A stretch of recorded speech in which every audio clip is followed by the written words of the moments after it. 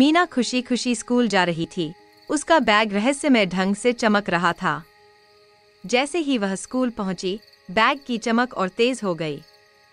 आर्यन ने उसे देखा और कहा, तुम्हारा बैग कुछ अलग लग रहा है। दोनों हंसते हुए क्लासरूम में पहुंचे। मीना ने जैसे ही बैग को डेस्क पर रखा, कुछ जादुई हुआ। मीना ने धीरे से बैग की जिप खोली। अंदर से चमकते कण उड़ने लगे। आर्यन की आंखें फैल गईं। बैग से एक जादुई सीढ़ी बाहर निकल आई। दोनों ने एक दूसरे को देखा और सीढ़ियों पर कदम रखा।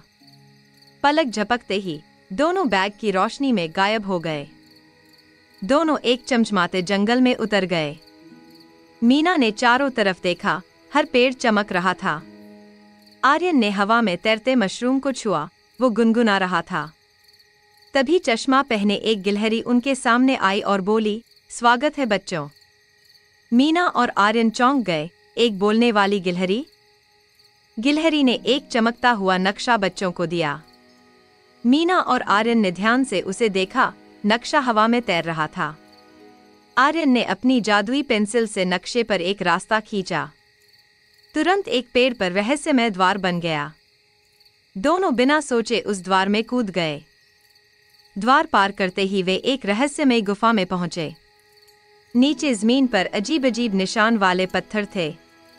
आर्यन ने सूरज वाले चिन्ह की तरफ इशारा किया। मीना ने हिम्मत कर उस चिन्ह पर कदम रखा। तभी सारे पत्थर चमक उठे और एक सुनहरी चाबी दिखी। मीना ने चाबी दरवाजे के पास लगाई।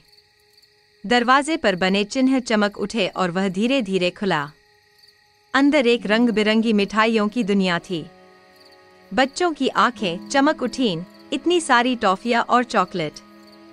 वे खुशी से चल पड़े कैंडी रोड पर, चॉकलेट के पेड़ों के बीच से। दोनों एक विशाल चॉकलेट फव्वारे को देखकर चकित रह गए। पीछे एक रुई जैसी टॉफी बादल खुद ब खुद उड़ रहा था। आर्यन उस बादल के पीछे भागने लगा। मीना ने घबराकर पुकारा, आर्यन रुक जाओ। बादल एक अंधेरी गुफा में घुस गया और आर्यन उसके पीछे चला गया। आर्यन धीरे धीरे अंधेरी कैंडी गुफा में घुसा। मीना भी चमकते बैग के साथ पीछे पीछे दौड़ी। ऊपर से चमकते जेली चमगादड़ लटक रहे थे। एक जेली चमगादड़ फिसलकर बच्चों के पास गिरा और उछलने लगा। बच्चे हंस पड़े और तभी सारे चमगादड़ हवा में नाचने लगे। बच्चे और जेली चमगादड़ साथ में नाचने लगे। एक चमगादड़ ने आर्यन को एक चमकता कैंडी क्रिस्टल दिया। क्रिस्टल को ऊपर उठाते ही वह तेजी से चमक उठा। मीना ने जैसे ही उसे छुआ, जमीन पर एक इंद्रधनुषी रास्ता बन गया। दोनों खुशी से उस रास्ते पर चल पड़े। दोनों बच्चे इंद्रधनुषी रास्ते पर फिसलते हुए हंस रहे थे। चारों ओर उड़ती कपकेक और मिठाई चिड़िया दिख रही थी। एक कपकेक ने आइसिंग के हाथों से उन्हें हेलो कहा। मीना हंसी और आर्यन की जादुई पेंसिल ने हवा में स्माइली बना दी। रास्ता अब एक चमकते कैंडी किले की ओर खत्म हो रहा था। बच्चे चमकते कैंडी किले के दरवाजे के सामने खड़े थे। आर्यन की जादुई पेंसिल ने दरवाजे को छुआ और उसमें से चमकने वाली चिंगारियां निकली। दरवाजे खुलते ही एक जेली लाइट के साथ पहेली वाला कमरा दिखा। जमीन पर रंग बिरंगे कैंडी टाइल्स थे जो एक पैटर्न बना रहे थे। मीना ने सही टाइल पर कदम रखा और एक घंटी बज उठी। दोनों ने सही क्रम में टाइल्स पर कूदना शुरू किया। एक दीवार घूमी और एक रहस्यमय खजाने का दरवाजा दिखाई दिया। दरवाजा धीरे धीरे खुला और बच्चे हैरानी से मुस्कुराए। अंदर तैरती किताबें, चमचमाती मिठाइयाँ और एक विशाल जादुई नोटबुक थी।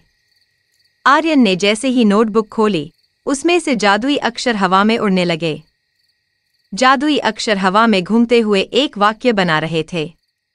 वाक्य था, सच्ची शक्ति ज्ञान और दोस्ती में है। वो जादुई नोटबुक धीरे से बंद हुई और मीना के बैग में चली गई। पूरे कैंडी किले में एक उजाला फैला और सब धीरे धीरे धुंध में बदलने लगा। देखते ही देखते दोनों अपनी कक्षा में वापस आ गए मुस्कुराते हुए। मीना और आर्यन अपनी क्लास की बेंच पर बैठे मुस्कुरा रहे थे। मीना ने बैग खोला और देखा कि वो जादुई नोटबुक अभी भी उसमें थी। आर्यन ने अपनी पेंसिल को डेस्क पर रखा, जो थोड़ी देर चमकी और फिर शांत हो गई। टीचर क्लास में आई और बच्चों ने मुस्कुराकर उसकी तरफ देखा।